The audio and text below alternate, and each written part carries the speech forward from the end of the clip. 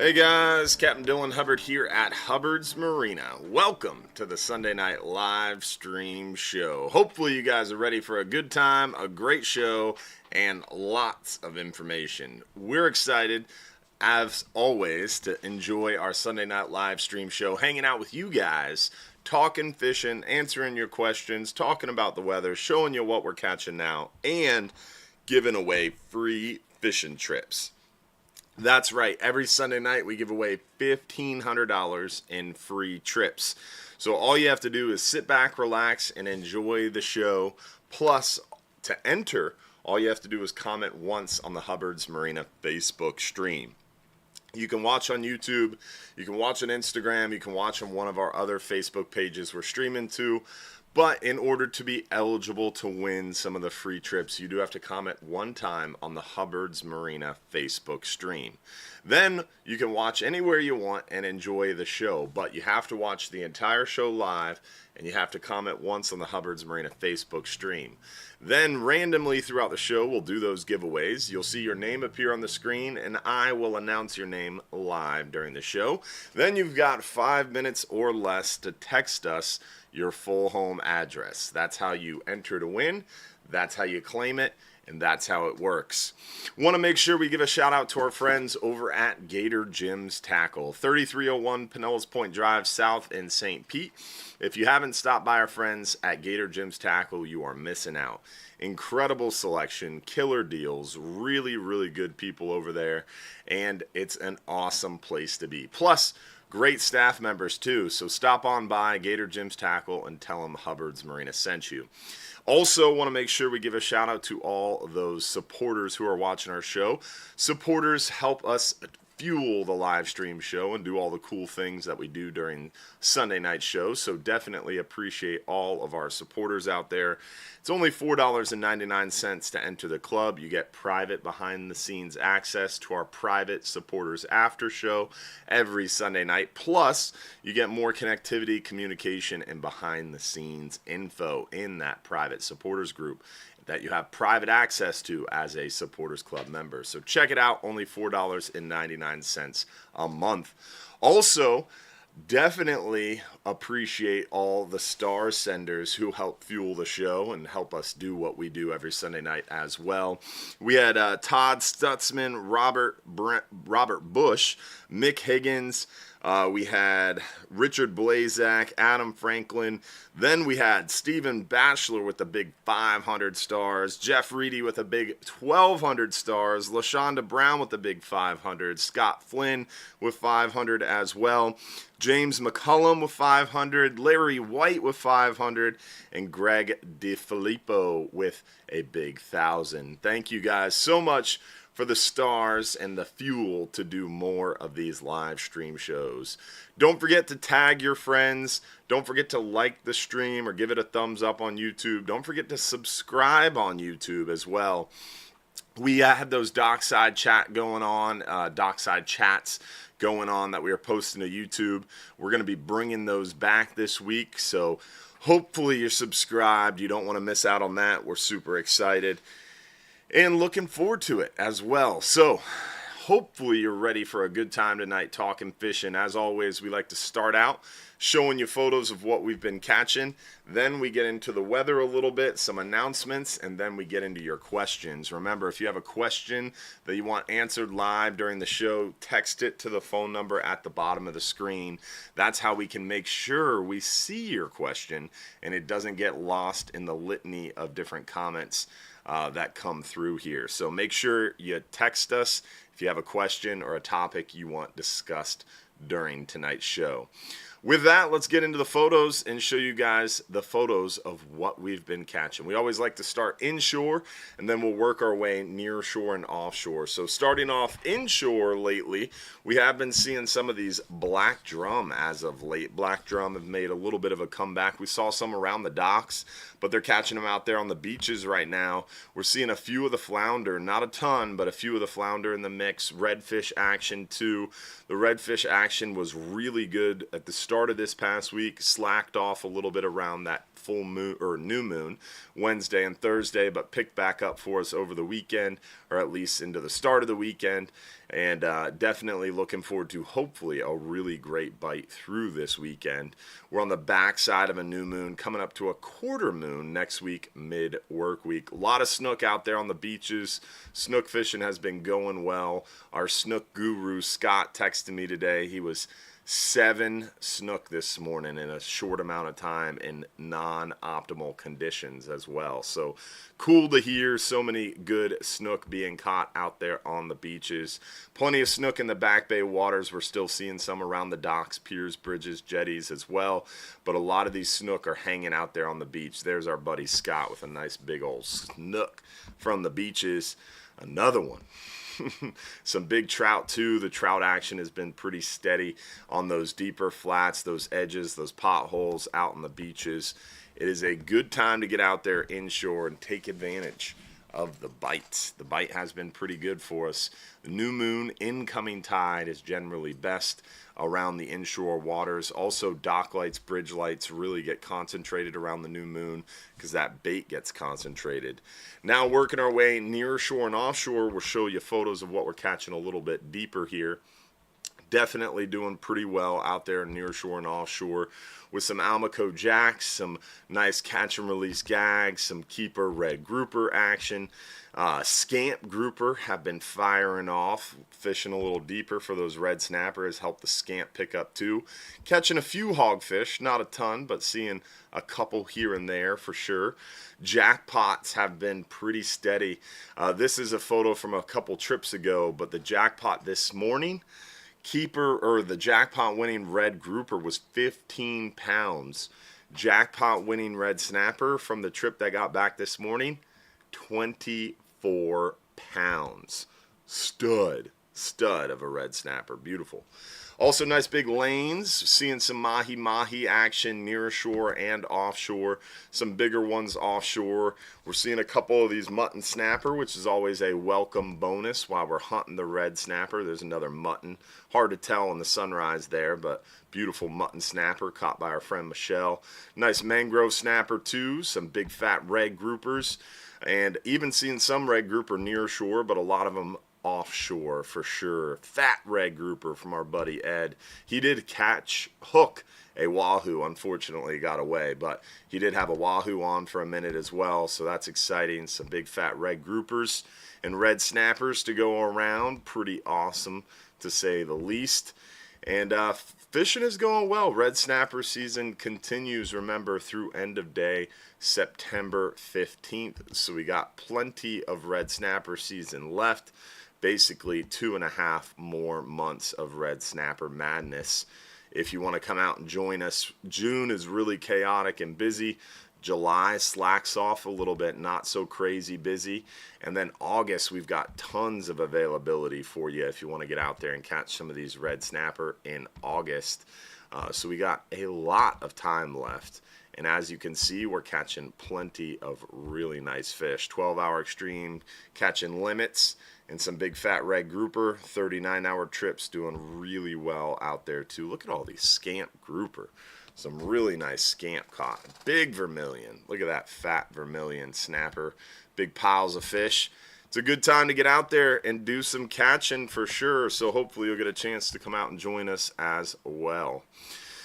All right, so showed you photos of what we've been catching. Let's talk a little bit about the weather. We got our first tropical disturbance to watch out for, which is pretty interesting. Not a lot of possibility behind this tropical disturbance, but nonetheless, it's getting tropical this week. So let's talk about that. Popping over to hubbardsmarina.com, we're going to go ahead and click fishing trips and then hit weather links. We're going to scroll down under wind finder forecast to the 5 and 10 hour wind finder area. As you can tell, weather pretty good today, just a little bit rainy. Tomorrow, very similar, a little rainy, but weather pretty good overall. Tuesday, same thing, weather pretty good, rain chances there. Wednesday, weather starts to get a little bit more moderate Wednesday, late afternoon into Wednesday night. Thursday, Friday, pretty much all day rain and some pretty heavier winds they're calling for. into Saturday and Sunday, potentially calming down after the weekend. So best fishing, best weather is definitely going to be today, tomorrow, Tuesday, and then most of the day Wednesday. Picking up Wednesday night all the way through the weekend, it seems, and this is why. We're going to go back to the Weather Links page, and we're going to go to our buddy Mike's Weather Page's website, the Ultimate Storm Forecast, spaghettimodels.com, and you can see here our first blob on the old NHC graphic. 20% chance of cyclone formation over the next 7 days. Where at? Right on top of us. Very, very typical early tropical season formation. The reason why is a cold front. It's not really a cold front for us, but a frontal boundary. Let's change this to the right region. Nope, hit the wrong one. Go to regions and Western Atlantic. And then down here to precipitation and moisture, go to precip. And here is tomorrow, Monday, or I guess tonight at midnight, 0Z. This is Monday morning, Monday afternoon. Looks like it's going to be a pretty rainy day tomorrow. Tuesday, a little less overcast, a little drier for us. Wednesday, that juice starts to come down. See that line? That boundary, that frontal boundary line, I clicked it. So this frontal boundary line starts to extend down Wednesday. This is Wednesday morning. Wednesday midday kind of stalls out on us, and then it hangs out there. It doesn't move. This blob, this cold front boundary line extended into the warm Gulf of Mexico and then doesn't go anywhere. So it's not going to be a cold front. It's not going to get cold. It's really not even going to get less humid for us, because it doesn't make it down, but it stalls, and that tail hangs out, doesn't go anywhere. And you can see Thursday, it's just sitting there, pumping tropical juice and tropical potential formation. Thursday just sits there. Friday sits there, and then it picks up some little thunderstorms, some little cells there Friday into Saturday, and then Sunday it still sits. Oh, there was a little bit of spinach there Sunday morning. They're calling for on the GFS model. So definitely a lot of juice, a lot of rain. So we're expecting Wednesday night through the weekend a lot of this stuff just kind of sitting over Florida. That was the GFS model. We'll go over to the Euro model because we like looking at both. And it's pretty much the same thing on the Euro model. Monday, Tuesday, it hangs out. Then that frontal boundary comes down, and it just stalls out and sits there, and sits there, and sits there, and just keeps sitting there. So it's going to be interesting. Oh, Euro's actually sniffing an actual formation of a low. That's interesting. That's a depression. 10-15. All right, so Euro is showing a little bit more formation than the GFS model, so we'll have to pay attention. We're seeing some model disagreement there, but nothing crazy. Long story short, we're not going to see a named storm probably, at least according to current forecast, but we are going to see some moderate conditions, more rain, a little bit more waves, and potentially some isolated strong thunderstorms and a lot of rain Wednesday night through the weekend. I don't think it's going to affect 39-hour trips because we can still fish through that, but it might affect some of those 12-hour extreme trips for sure. So it's one of those things we got to hurry up and wait and watch for. Carol Roberts, appreciate those stars. Jason Richmond as well. Ben Yorg, appreciate those stars as well. Lots of star senders hitting us up during our weather update. Appreciate that so much, and appreciate all those supports. All right, so we talked about what we're catching now. We showed you the photos. We talked about the weather. It's about time to get to some of our announcements. First things first, we do have 2 events coming up. 2 in-person events. If you want to come hang out with me, Tuesday, July 1st. That is in 2 days. This Tuesday, not tomorrow, the day after. Tuesday, July 1st, I will be at Finn's Fishing Club in Finn's Apollo Beach. So it's a restaurant over there in Apollo Beach, the south shore of Tampa Bay, and it's a really cool restaurant. They have really great food. Finn's Fishing Club meets there at Finn's restaurant, and this is their 3rd anniversary party, and I'm going to be there speaking, and they have raffles, they have food. It's a really cool fishing club. So if you want to come out and join us at Finn's Fishing Club this Tuesday, it's at 7 p.m. Event is at 7 p.m. But a lot of people show up early and get some food, get a good place at the bar, that kind of thing. So come out and join us. There's going to be vendors, raffles, lots of cool stuff going on. Plus, the next event we got going up, remember, every 4th Tuesday of every month, myself, Capt Mike Anderson, will both be at OCC Roadhouse. So join us Tuesday, July 22nd. Mark your calendars. That is going to be a great time. That's 7 to 9 p.m. at OCC Roadhouse, where there's great food, great drinks, and we give away Bull Bay rods, Engel coolers, Real Animals, and Hubbard's Marina swag. It's a great time. So OCC Roadhouse, July 22nd, 7 to 9 p.m. Finn's Fishing Club this Tuesday, July 1st, 7 p.m. So come out and see us at both of those in-person events. Also, we still have that voting going on.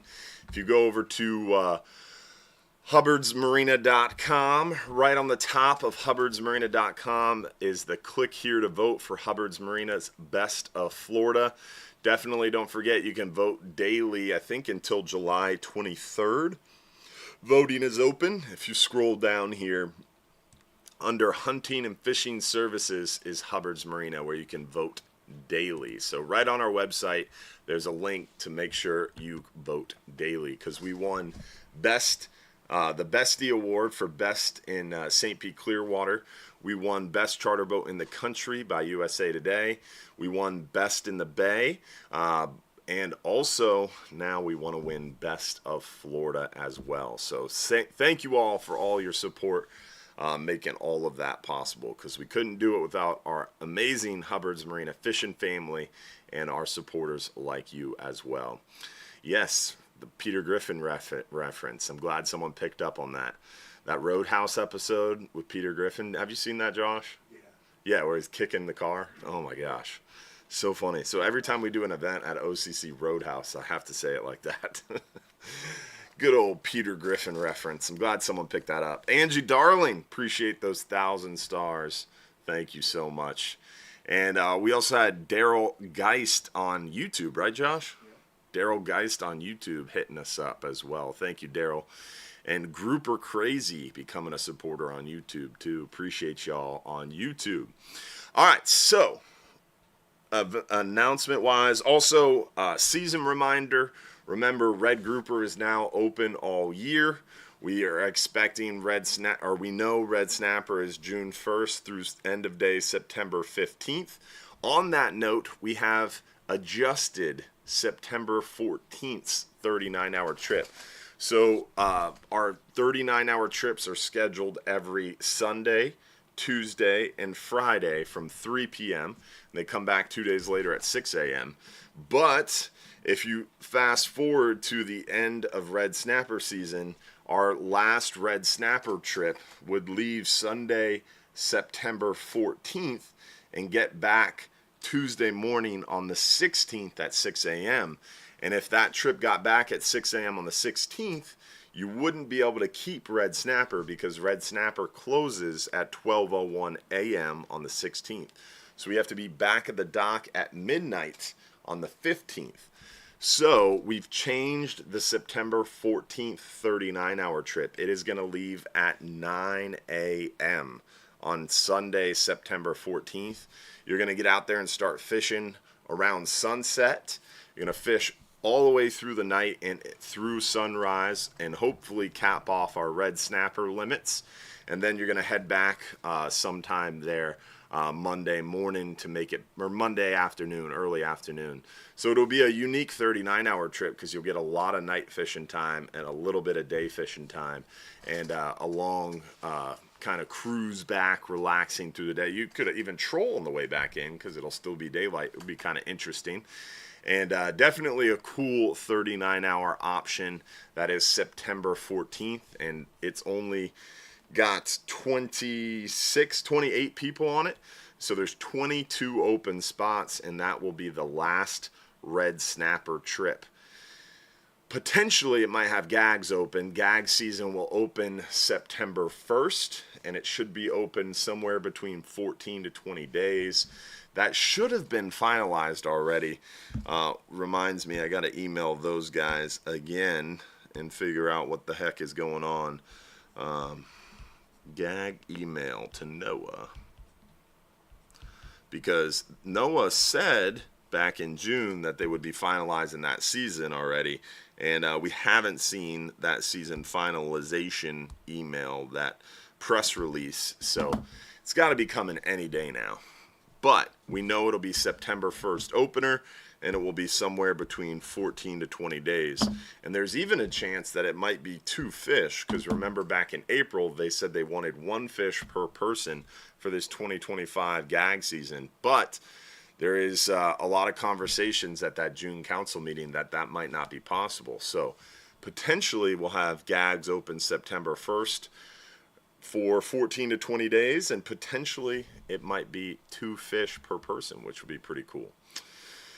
Definitely exciting stuff. So hopefully you'll get a chance to come out and join us for red snapper, for gags. Remember, amberjack is supposed to be October or September and October, but there's a chance that there won't be a amberjack season because of the potential overage that occurred last year in the quota. Also, the other fish with the season is triggerfish. They're open all year except for January, February, June, and July. So remember, triggerfish are closed June and July, but they'll be open the remainder of the year. So those are the 4 fish with seasons: triggerfish, red snapper, gag grouper, and amberjack. The only other fish was red grouper, had a season, but now we're expecting red grouper to be open all year round. Pretty awesome for sure. With that, I think that is pretty much all of our announcements that we wanted to cover. Other than some news, I am working with the team at Guide Checker. So in all my spare time, we are launching a new business, Guide Checker. It's going to be pretty cool. It's all about empowering guides and not stealing from them. So it's like crowd-funded marketing for small-time guides who don't have marketing budgets. Hubbard's Marina, we're blessed. We've been around for nearly 100 years with a top charter boat in the country for 4 years in a row. Thank you again, guys, for making that possible. And we have a marketing team. Josh over here. We have two full-time film crews. We've got a website guy. We've got SEO. We've got social media. It's a blessing that we're able to work so hard promoting our business. But a lot of businesses, especially these small guide operations that have 1 boat, 1 captain, they only take up to 6 people. They don't have marketing teams. So this is all about trying to help more guides reach more people, and a rising tide raises all boats. So the idea is for every dollar a guide spends, 40 cents goes back to straight up marketing them. So it's a pretty cool business that's all about trying to promote Florida fishing. And it's going to start in Florida and focus on Florida, and we'll kind of see where it goes from there. But if you know a guide, if you are a guide, and you're interested in getting more advertising, check it out, guidechecker.com. Make sure you tell your guide friends. Maybe you do some inshore trips when you're not on the boat with us at Hubbard's Marina. Maybe you know some guides that you go fishing with every now and again. Shoot this over to them, guidechecker.com. I'm pumped. I'm proud to be a part of the team, and it's going to be exciting stuff for sure. So check it out. Also, Josh brought up a good point. There is some new laws going into effect for boaters. July 1st, Governor DeSantis's Florida's Boater Freedom Act gets put into place. And it's pretty interesting. Governor DeSantis talked a lot about this back in February, and it actually becomes law July 1st. Again, Florida's Boater Freedom Act. And essentially, what it does is it changes, I guess, the operation of law enforcement on the water. So you're driving your car down the road. A cop can't get behind you in Florida and just pull you over. He has to have PC, probable cause, some sort of probable cause to pull you over in a vehicle on the road. There has to be a tail light out. You have to have ran a red light. You have to be speeding. You have to have a legal tint. I don't know anybody who does that. But you have to give them a reason to pull you over on the road. On the boats, no such thing. When I was growing up, driving boats around as 8, 9, 10, 12 years old, I got pulled over a lot. So they don't need a reason to pull you over on the water. There's no probable cause requirement. However, now they do. The Florida Boater Freedom Act now requires probable cause in order to do a safety inspection. So they can't just pull you over for any reason because you looked at them or because they were next to you. So it is interesting, but the catch, what a lot of people don't realize is people are so excited about this and, oh yeah, I can go out in the boat and I'm not going to get pulled over unless I give them a reason. You know what they need? A fishing pole. FWC still has unmitigated restriction or unmitigated jurisdiction over harvesting and potential harvest of fish. So if you have outriggers on your boat, if you have a fishing pole in plain view, if you've got fishing paraphernalia, a cast net, a trolling motor, you have tools of harvest, which is probable cause. So FWC still is going to be able to pull you over pretty much for whatever they want to do at any possible time. So yes, it is pretty interesting, and it will keep the sheriff boats off you. Like in our area, God bless the Treasure Island Police Department. They're awesome. They have some really good people over there. Hopefully none of them are listening, but I had a lot of problems with them growing up, man. They have a boat that's out there all the time, and they would, if I saw that black hulled Treasure Island police boat, I knew I was getting pulled over if they were anywhere around me. Now this changes that. They can't do that. If you see a gray hulled FWC boat, you're still going to get pulled over if you got any sort of fishing stuff out, because definitely gives them probable cause. So just so you know. All right.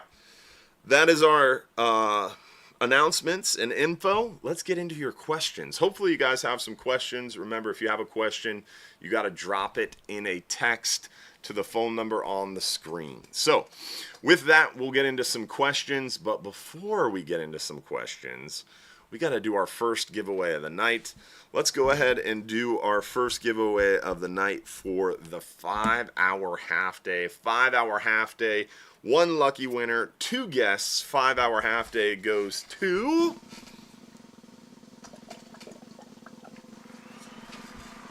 Todd Gwynn. Congratulations, Todd from Dallas, Texas. Awesome, man. Got a 5-hour half day for 2 guests. All right.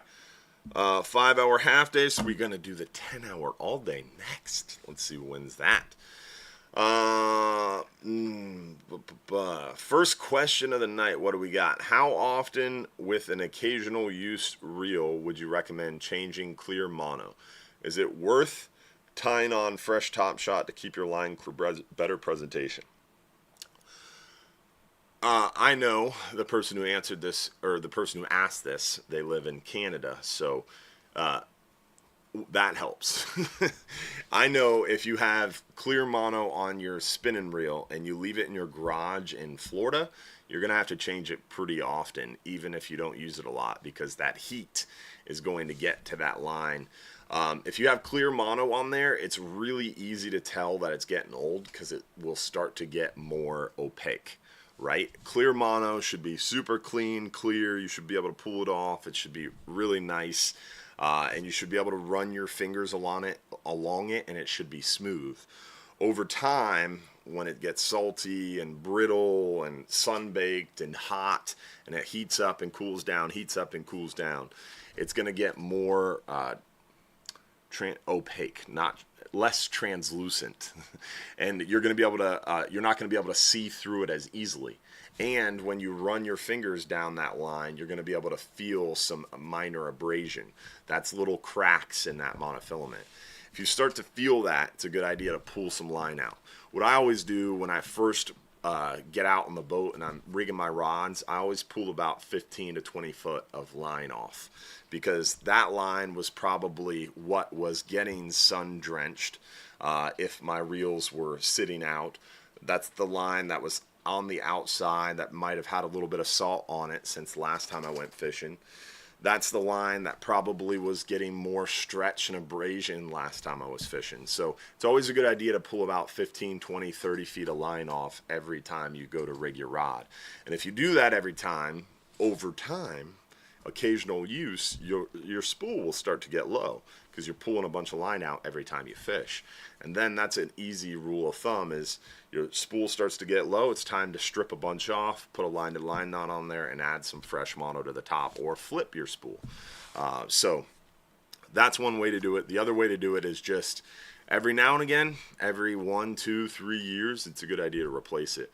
But definitely visually inspect it and then run your fingers across it. Again, every time I go to rig up my rod, I'll pull out 15, 20 feet, and I'll run my fingers across it until it's nice and smooth, and then I'll cut it there, and that's where I start using for that next fishing trip. But if I pull out 15, 20, 30 feet and I run my fingers across it and it still kind of looks questionable, it still feels like there's minor abrasions in it, I'll pull out more line. And if I can't get the clean, nice, smooth, clear line, it's time to pull all that line off that reel and start over. What's the difference between a swell and a ground swell? It depends on who you ask. Some people call a swell a ground swell. A ground swell is a different name in like the Caribbean, or in the Pacific or Atlantic. In the Gulf, we don't really get a ground swell unless we have like a hurricane coming into the Gulf, because the Gulf's too shallow and too small. But in the Atlantic, you can have a ground swell, which is just like basically a really, really long wave period where you get like a 4, 5, 6 foot wave with a 10, 12, 15 second period. And it's just like a ground swell because it's like the ground is swelling.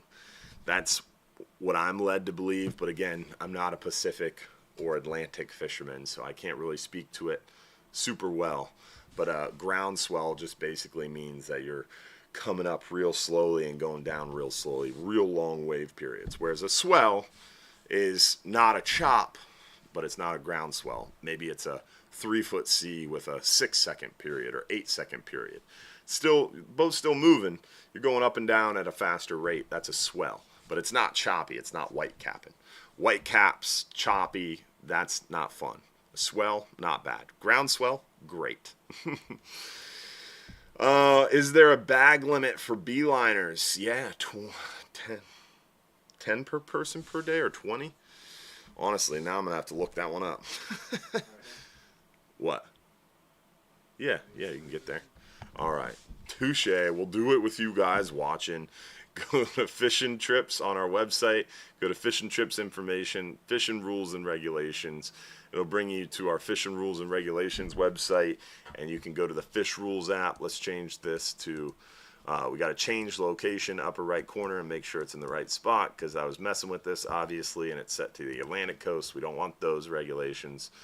So federal waters in the Gulf, type in vermilion snapper, please, sir. So vermilion snapper, it's 10. That's what I thought. It confuses me because the 39-hour trip gets me. So it's 10 per person per day, 20 on a 39 hours. So, boom. That's what I thought, but like to double check sometimes, especially when I'm put on the spot. Let's see here. What else do we got? We had a good day with red snapper. What is that next question? That's for you to answer. I gotcha.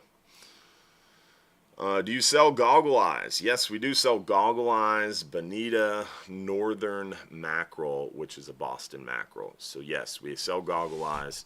Will mentioned it early on in red snapper season. Someone did really well with the goggle eyes, so we brought them in the shop. Now more people are using them.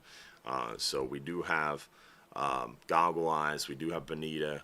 We do have northern mackerel as well. Let's see here. Next question. Can you post your guys' schedule? Based on our schedule. So we do post the captain and crew schedule in our supporters group every week. But our schedule as far as like what trips we run is on our website. If you go to hubbardsmarina.com, right on our website, you can go to just book now in the upper right corner, and it's going to show you a schedule of what's running when, and it makes it really easy to see what day you want to go. So like you can browse by activity, you can browse by day. So really, really easy to see what's going on. If you go to the website, you can also browse by trip via the website as well. So if you go to the 39-hour page, it's going to show you in the upper right-hand corner what trips or what days have those 39-hour trips. You can click on them and see what's available. So our website for our trips is on our schedule for our trips is on our website. As Josh pops around there. And what was the other question? Oh, about amberjack season. We already talked about amberjack season. It's supposed to be open all of September and October, but there's a chance that it may not be open because of that quota overage. How do I enter your contest on Facebook? All you have to do is comment. Comment, and you're entered for the contest. You have to watch the entire show live. You have to comment once on the Hubbard's Marina Facebook stream. Then stay tuned, because if you're picked as the lucky winner, your name will come up on the screen. We'll announce your name, and you got 5 minutes or less to text us your full home address to the phone number on the screen. That's how it works. Has Red Grouper officially been extended? Yes, it was in June. We announced that on YouTube and in our live shows. Red Grouper is officially extended, should be open all year. How many people are usually on the 39-hour trip? Generally in June, full or close to full. So we've been averaging 40, 45, 50 people. Generally, Friday trips are more busy. Tuesday trips are a little less busy. Sunday trips are lighter. And as we move into July, trips get less full. So we'll probably be averaging closer to 40 on the Tuesday trips, maybe 35, 40 on the Sunday trips. Friday trips still pretty busy even through July. August gets really, really, really less busy. Sunday trips have 15, 20, 25 people. Tuesday trips have 20, 25, 30 people. Friday trips still closer to full, 40, 45. September, that first week of September is completely sold out. There's a few spots left the second week of September, but they're filling up fast because gags are going to be open for a very short amount of time.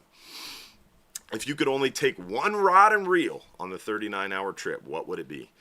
A Hubbard's Marina Bull Bay rod, because we custom built those for our style of offshore deep sea fishing. So I really like our custom built Bull Bay rods.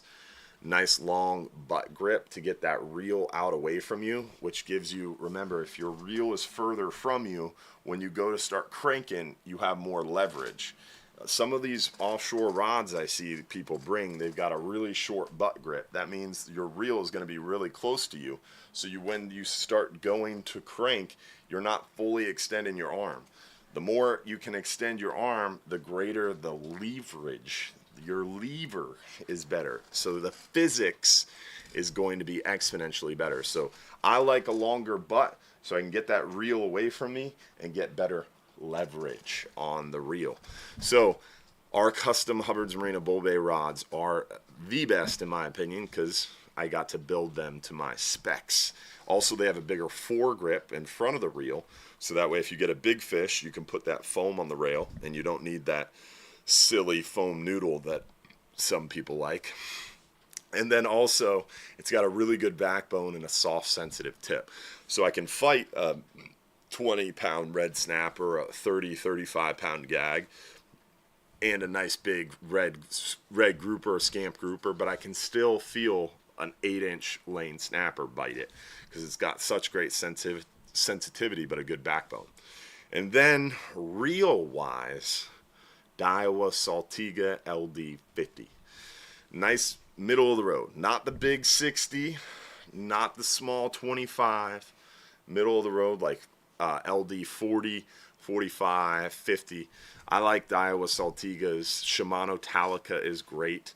Accurate makes some really great reels. Avet makes some really great reels. Okuma makes some pretty awesome stuff as well.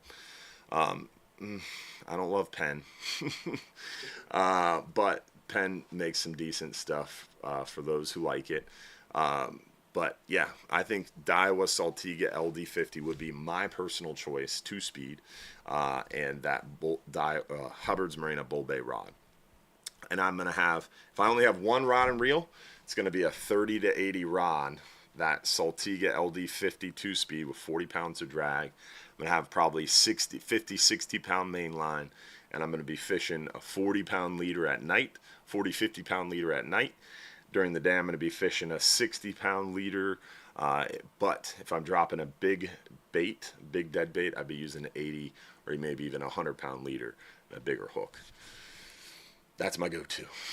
But I'm never going to bring just one rod. I can't. It's against my religion. I'm going to bring on a 39-hour probably 3 or 4 rods. One jigging rod, because that's just, you got to. It's a lot of fun.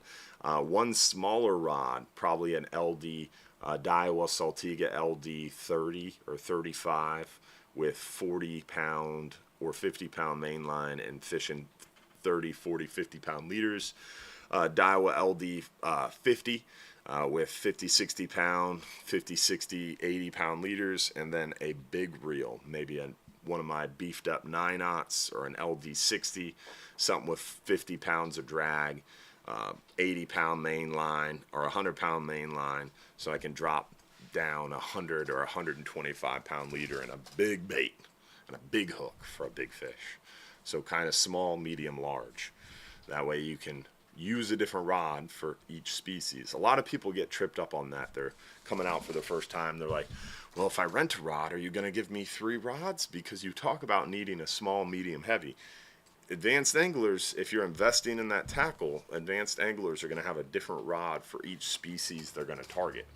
That way you don't have to switch out leaders and you can kind of grab and go if something happens or you see a fish come up. But if you just go out there with one rod, you can pull it off. But you just have to switch out leaders. So it's up to you. How far do I need to run offshore to catch tuna? Right now, this time of year, pretty far. Tuna, blackfin tuna is what we catch in our area, and blackfin tuna like a little cooler water. In the winter time, we can catch them a little shallower sometimes if the currents get right. Spring and fall, we can get them pretty shallow if the bait comes in and that water temp is okay. Summertime, they're pretty much almost always caught 120 foot of water or more. I have a friend who's in a wheelchair that wants to go on a 5 or 10 hour trip. Do you accommodate wheelchairs? So we are very wheelchair friendly, not wheelchair accessible. Remember, we're U.S. Coast Guard inspected vessels. So if you want to take more than 6 people out, you want to take 7 people offshore or more, you have to have a Coast Guard inspection certificate of inspection, and the Coast Guard mandates that these boats are built in such a way that we have MTWBs, main transverse watertight bulkheads. We have to have heavy metal watertight locking doors. We have to have 6-inch raised thresholds. We have to have sealable areas, so that way essentially we could put a 6-foot wide hole in the side of the boat and it's not going to sink if everything is operating properly, because you can isolate that area of the vessel with these MTWBs, heavy metal watertight locking doors, these heavy hatches, and you can isolate areas if they are filling the void with water. with pumps and all that good stuff, and through hulls, and you close different seacocks or valves. So it's pretty interesting the way Coast Guard regulates things. A lot of regulations, very difficult to do. People safer offshore, which is important. But it also makes our boats impossible to navigate via a wheelchair. So if you're someone who is in a wheelchair who wants to go fishing, we're always very wheelchair friendly, but not wheelchair accessible. So we try to work with people, and certain situations, certain trips, certain times of year, certain nice weather, if they're a willing participant and they have a group with them who's willing to help, we can a lot of times make that happen. But if it's, it just depends. It is the easiest way to put that is it depends. We're not wheelchair accessible. We're not ADA approved, but we're very wheelchair friendly. We do know a guy now, though. There's a guy in Tampa Bay that does wheelchair accessible fishing. It's pretty interesting. His name is Captain Eli. I forget the name of his. I just talked about this. Wasn't it like Wrecker something, Josh? I sent it to you, didn't I? Yeah. I don't remember. Oh, there it is. Captain Eli Rico, Hot Shot Guide Services. That's it. Captain Eli Rico, Hot Shot Guide Service. He takes, he has a special custom built vessel that is specifically designed to take wheelchair bound anglers fishing. So, pretty cool. Next question. What do we got?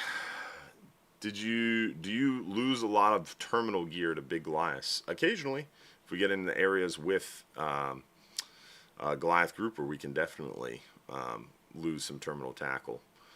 But we don't see a ton of them offshore. It's mostly near shore we run into that. Let's see. TLDR in New York, they do the same thing. Oh yeah. They can stop your boat. What does TLDR mean? Too long didn't read. Oh. You have so many of these little acronyms that I don't understand sometimes. Too long didn't read. All right, got it. TLDR, like if you see it too long didn't read, it's just an abbreviation. I feel like a lot of people feel that about me and my messages. I almost put TLDRs on all of the quick steps in the website. All right, what else we got? Will more comments oh, that's a good question. So if I comment more often on the Facebook Live, will I increase my odds of winning a trip? Absolutely not. So all you have to do is comment once on the Hubbard's Marina Facebook stream, and you're entered for a chance to win. So the random name picker we use filters out duplicative comments. So all you have to do is comment once, you're entered for a chance to win, and you have the same chance to win as someone who might comment 20 times. But remember, it does help us if you comment a lot. It does help us if you like the stream or give the stream a thumbs up, if you share the stream, if you tag your friends. That helps us. And we always appreciate you trying to help share the message, share the love, spread the show. Definitely helpful. Is it right to brine bonita strips for the ride out? You don't need to brine the bonita strips, no. You can. Do you have to? No. It works well without it. In 55 to 60 foot of water this time of year, what's the optimal bait for red grouper? Going deeper. This time of year, water is so hot. In 55 to 60 foot of water, you can catch red grouper, but a majority of them are going to be small. Near shore fishing right now, and near shore to us is about 100 foot of water or less. If you're fishing near shore, you got to be out there 70, 80, 90 foot, 100 foot. You start to have a better chance for some of those keeper red grouper. Deeper you go, the cooler the water, the bigger the bait, the better the chance for a keeper red grouper. You're still going to have to sort through some smaller fish to get to that keeper red grouper, but definitely helps getting a little bit deeper out there. Best bait for them, big dead baits. So that guy who caught the 24-pound red snapper on the 39-hour that got back, I talked to him. He got that 24-pound red snapper on a big live pinfish he bought from Hubbard's. He got the 15-pound jackpot winning red grouper on a squid strip and a thread fin. So the old smorgasbord, one of my red grouper favorites. Take a whole thread fin, cut the tail, take about a 4 to 6 inch strip of squid that's maybe half an inch wide. That's a red grouper killer. The old smorgasbord, they like it. On the 12-hour night trip, can we bring a headlamp? Yes, as long as you remember to point it down.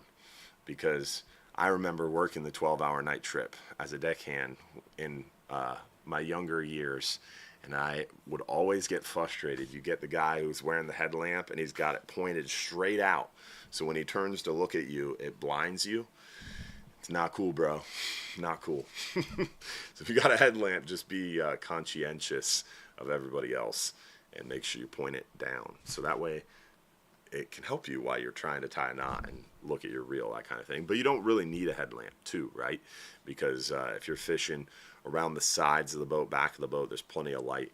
When you're in the very tippy bow, it can be a little dark up there. So if you're tippy bow, you might need a headlamp.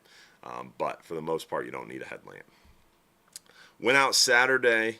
Everything less than 120 foot took 1 to 2 pounds of weight. Oh, everything greater than 120 foot took 1 to 2 pound of weight to hold bottom. Is there a better way to read or plan for potential current? No. Not unless you're willing to pay. Pay a great deal as well.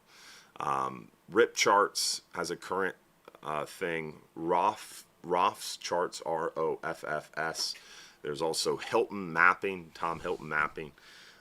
Those are the three that I know and have used to see offshore currents, but they are all extremely expensive. And most of them you have to access prior to leaving, unless you have website service or internet service offshore through like Starlink. You're looking at that stuff before you leave, and sometimes it can change, especially on like a 39-hour trip. It can change a lot during the course of that 39-hour trip. So tough for sure. Yes, someone mentioned deodorant. For the love of all things holy. I was at an event recently, and someone could have used that. In the gym, sometimes I run across people that can use that. When you're fishing, definitely need that. Deodorant's good for everybody in all circumstances. Good reminder, someone. Is it illegal to butterfly beeliners? Yes. Technically, anything that is got a bag limit or a size limit, you cannot use for bait.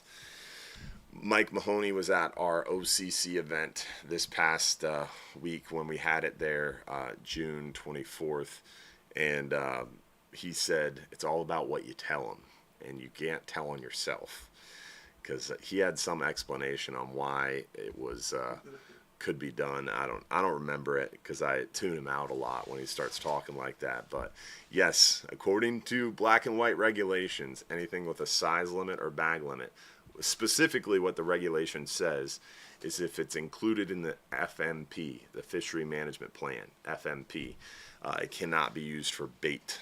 So yellowtail, vermilion, anything with a size limit or bag limit can't use for bait legally. All right. Now it's time to give away a 10-hour all-day trip. 10-hour all-day trip. One lucky winner. 2 guests for the 10-hour all-day goes to, if I can hit the right button, Derek Gossier from Fort Lauderdale. Congrats, Derek. Saw Sean on this last 39-hour. Congrats to you, Derek. All right. Let's see what else we got.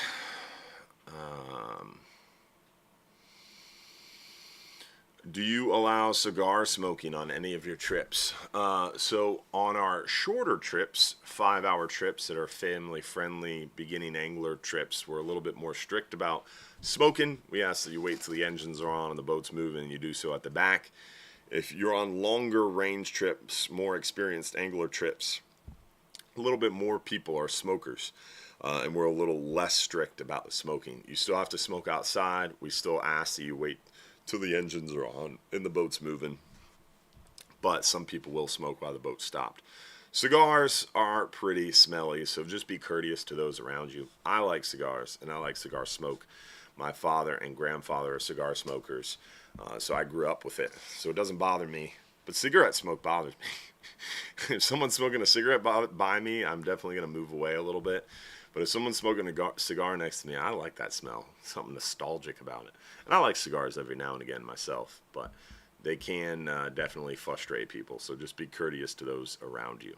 And if you're someone who is bothered by cigarette or cigar smoke and you're going on a 39-hour trip, remember there's going to be smokers out there. So it's always wise to move up closer to the bow if you're more conscientious of that. Like I just said, I'm bothered by cigarette smoke. I like fishing in the very tippy bow because I'm away from other people. There's more room up there.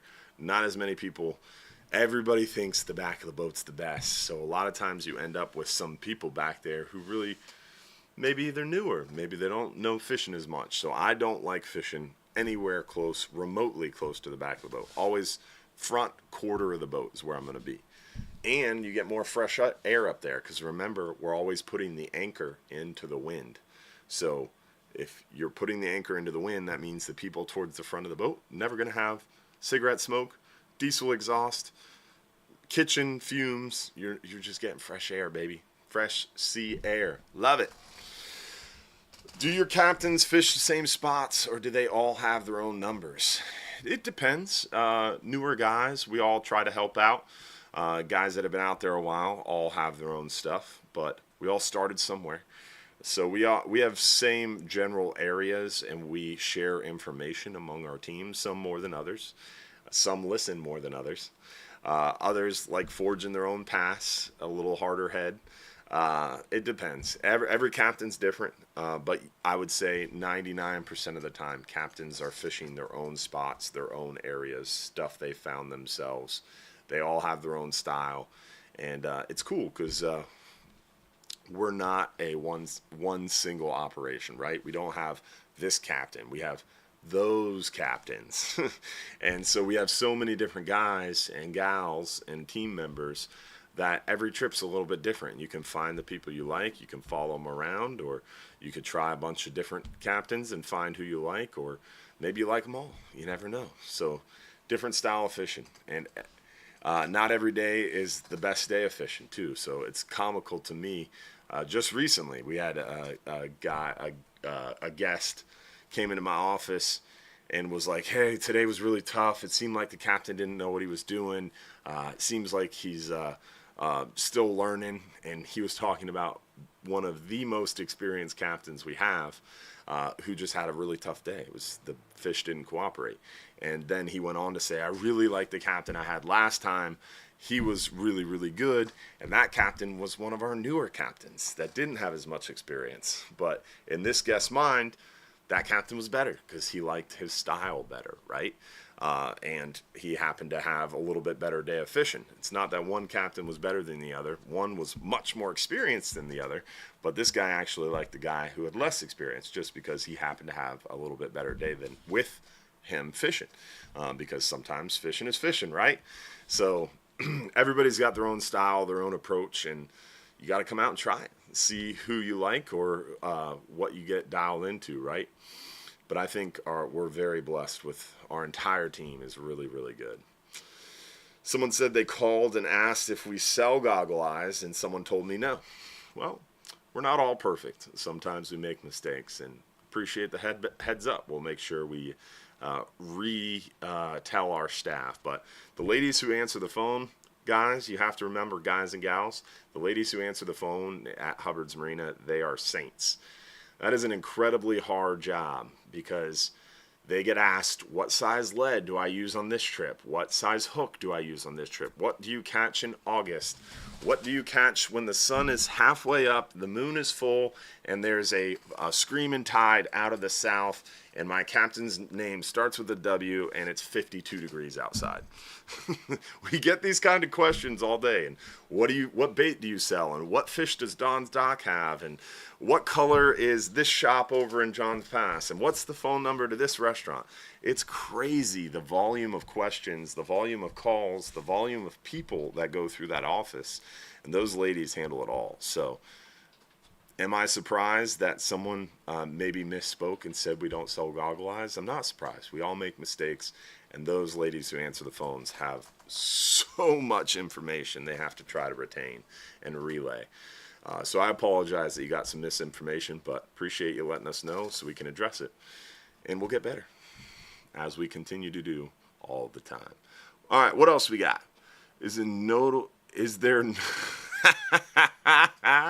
Someone said, is there noticeable differences in the taste of different brands of hard ciders? That was a dig at Captain Mike Anderson.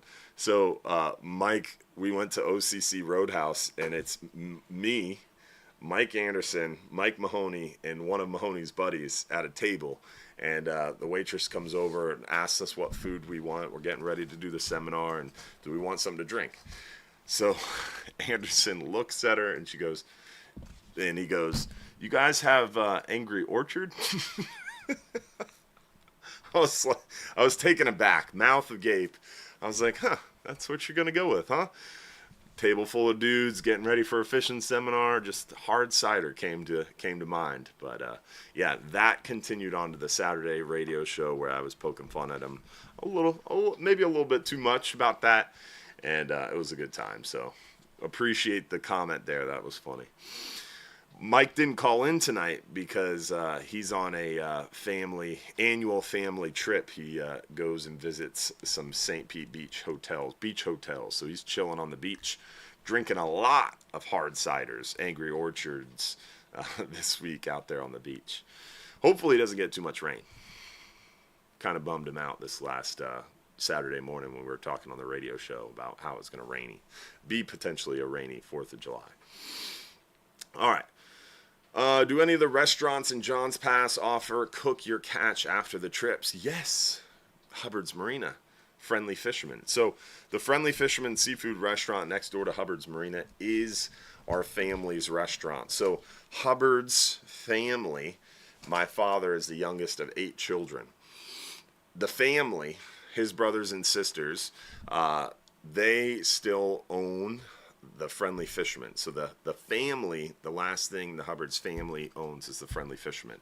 Hubbard's Marina, the fishing boats, and Hubbard's Sea Adventures, which is our dolphin boats, pleasure boats, and Hubbard's Ferry, which is our ferry operations. Those 3 businesses, Hubbard's Ferry and Hubbard's Sea Adventure, were started by my father. Hubbard's Marina, the fishing boat business, was bought in 2006 by my father from the family. So those 3 businesses my father is technically the majority owner on paper for now. And love you, Dad. And I am involved in those 3 businesses. The Friendly Fisherman is owned by the family and now is more actively managed by the family. So my father is actually actively involved in more day-to-day operations over the Friendly Fisherman, but they hired a great general manager, and he's doing a good job. So the Friendly Fisherman is managed by Hubbard's Marina, you could say, by the Hubbard's family. But not my circus, not my monkeys, specifically. But we are very much more closely partnered than ever before. And one exciting thing, I'm going to talk about this because I want it to happen. And now I have a little bit more say-so over there at the Friendly Fisherman. So you guys have been to the Friendly Fisherman, hopefully, with your fish after trips, right? At the Friendly Fisherman, they offer to broil, blacken, regular fry, or Cajun fry your fish. And if you haven't been to the Friendly Fisherman for some Cajun fried fish after a trip, you are missing out. It is crazy. You get off the boat, you get your fish filleted up by the guys, you walk down the dock to the waterfront restaurant, cold beer or iced whiskey, or no iced whiskey, just maybe chilled, and a platter of freshly fried, Cajun fried snapper. Killer. Cajun blackened is really good too. Some of those dynamite shrimp, some other appetizers. Maybe they have really good fish spread there, oysters. But I've always wanted some other options because I've grown up eating Cajun fried, blackened, broiled, regular fried. I've had so much cooked fish over there. Very blessed. I've been asking, let's do a premium option. So it's, I think, $12.95. I want to say, if you bring your fish over to the Friendly Fisherman and have them cooked up fresh after your trip. $12.95. You can't beat that. I'm asking them, let's do a premium option. Maybe make it $5 more. Maybe make it $17. But you bring them some fresh fish, and they make you some they have these red snapper tacos over there, which is like a little taco, and it's got a couple pieces of red snapper in it, and then it's like a mango salsa chutney on top of it with some like crazy, I don't even know what's in it, but it is fire. And I don't even like red snapper. It's like the dumbest fish in the Gulf, and it tastes crappy, and it's still really good. Just kidding. I have to do my red snapper tirade at least once a show. But these red snapper tacos are killer at the Friendly Fisherman, and it would be so cool and taste way better if you brought your fresh caught gray snapper grunts over there, or your mangrove snapper and did some mango chutney salsa tacos with your fresh caught fish. Or like, I don't know, there's so many different things we could do, but my mouth is watering and I've gone down a rabbit trail. But it would be really cool to see some premium options, I think. Plus, I think it'd be cool just for me from a selfish standpoint, because Cajun fried, regular, or broiled and blackened, it's been the four things that we've had since the beginning of time. Let's try it out. Let's try some new stuff. So, I've asked, I've told you guys, so now you can ask too. We'll all put peer pressure on them. Change it up. All right. We gave away our 10-hour, right? We got time for one more question. Well, let's end it on another question. Do we have any more questions? If I watch on YouTube, do I qualify? Yeah, you can watch on YouTube. You just got to comment once on the Hubbard's Marina Facebook stream. You can watch on Instagram, YouTube, Trovo, Twitch, Twitter. We stream into a bunch of different platforms. But you have to comment once on the Hubbard's Marina Facebook stream in order to be entered. What about using live lobster for big caberas? Kind of a gray area. People do it a lot. But, yeah, I don't know the legality behind it. I know, like, Maine lobster, you're not going to get in trouble for, because obviously you didn't catch that in the Gulf. Florida spiny lobster, you could probably potentially get into a little bit of a gray area. We use slipper lobster a lot, which aren't as closely regulated. That's a good idea. Do I need a conventional reel for a shark trip? No, if you do our shark trip, we provide the rods and reels. You don't need a rod and reel. Is December a good month for catching yellowtail snapper? If you go out deep on a 12-hour stream, 39-hour, 44 hours, where we see a lot of yellowtails, we see them a lot, pretty much all year round. It depends on where we're fishing and what we're fishing for. We see more yellowtails in the winter because we don't have red snapper. We're not chasing those red snapper around, so we can kind of focus on the mangroves, and then we throw in some yellowtail spots as well. Why are less people booking August 39-hour trips? Because people are silly. Supply and demand, baby. It is the same thing every year. So there's actually huge academic studies and a lot of money going behind this. As demand increases, or as supply increases, demand drops.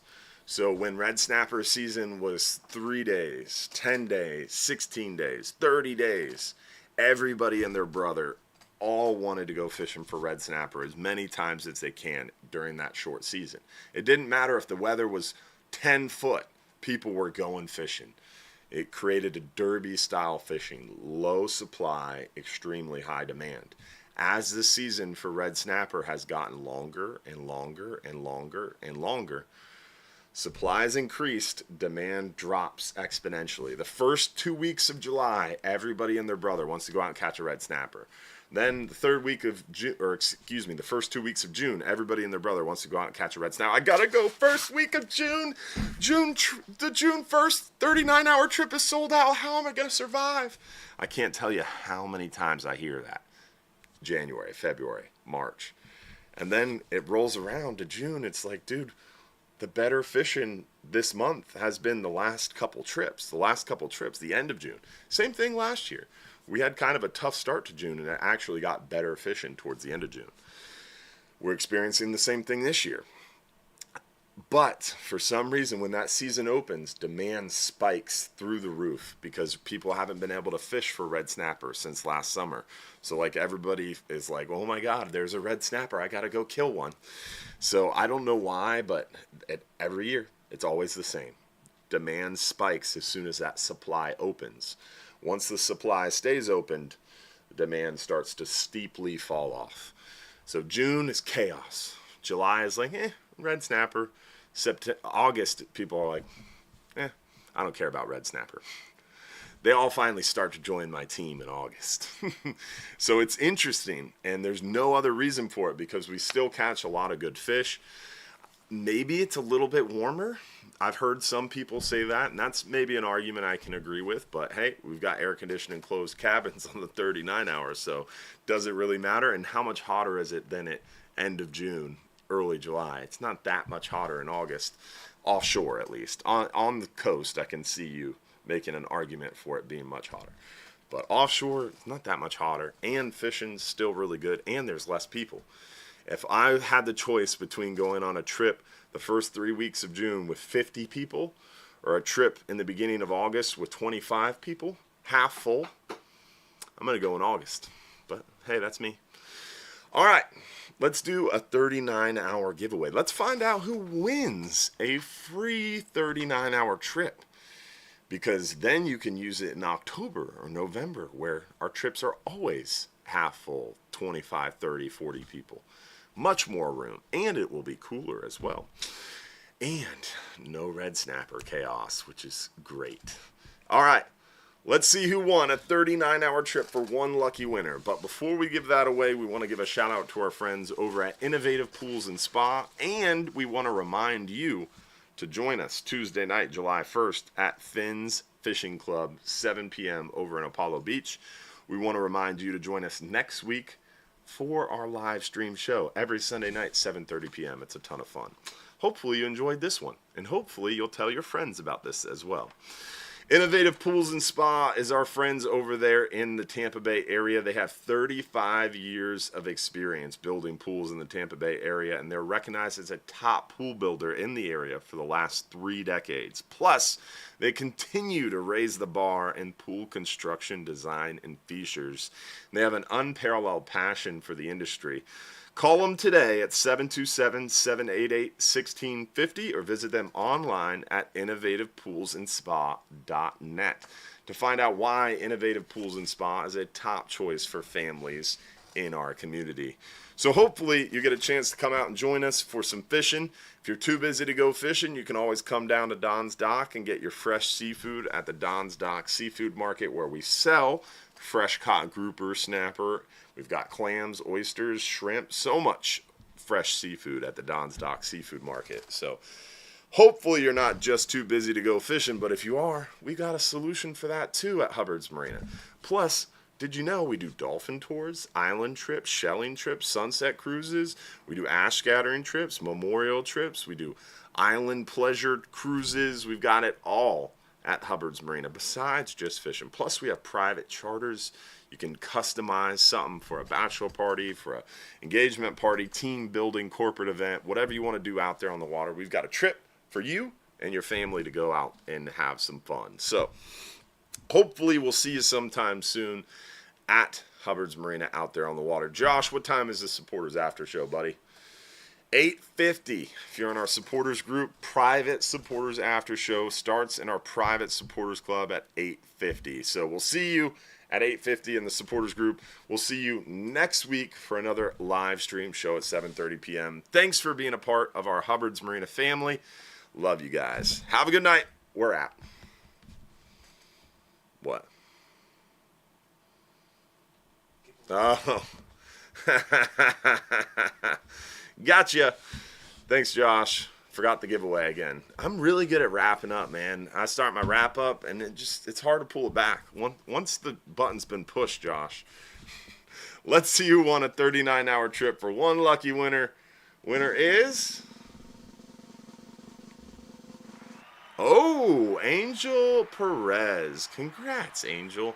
Talk about a deserving winner. Great person. Very, I think she's our, VIP supporter.